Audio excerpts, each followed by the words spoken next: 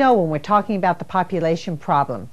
If we're having too many people, or not enough people, or just enough people? You see, we can say, well, it's a matter of taste, and then the implication is we can never solve them.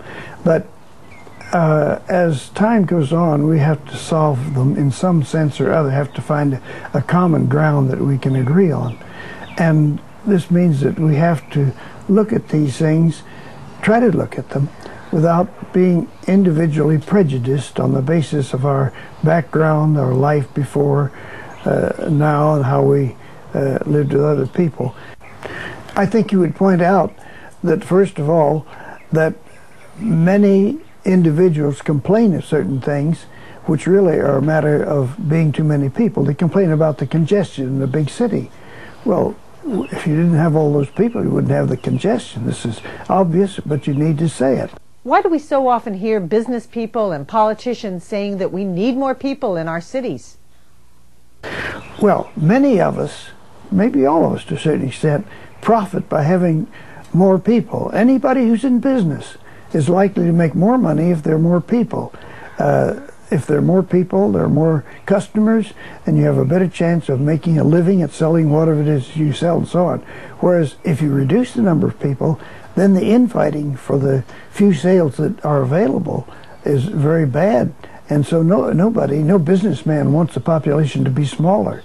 Is the essay that you wrote over 30 years ago, The Tragedy of the Commons, still relevant today? Yes, it's certainly relevant. You see, as I see it, there are basically three systems of government.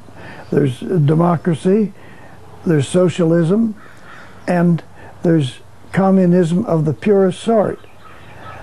And a better way of labeling them, perhaps, is to divide the communistic thing into a commons that's managed and a commons that's unmanaged. Now, the commons that's managed is socialism. That's the idea. This belongs to everybody, and we will appoint people who manage it for us and say, you may have this amount, you may have this amount, you may have this amount. Whereas the commons that's unmanaged says, come help yourself. Go to it.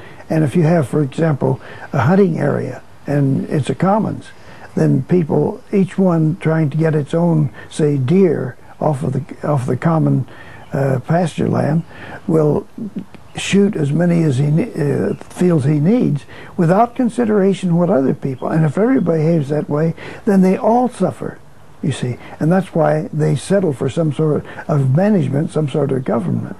And unfortunately, we have too many things where we insist on retaining the unmanaged commons. And as a result, we have more and more trouble.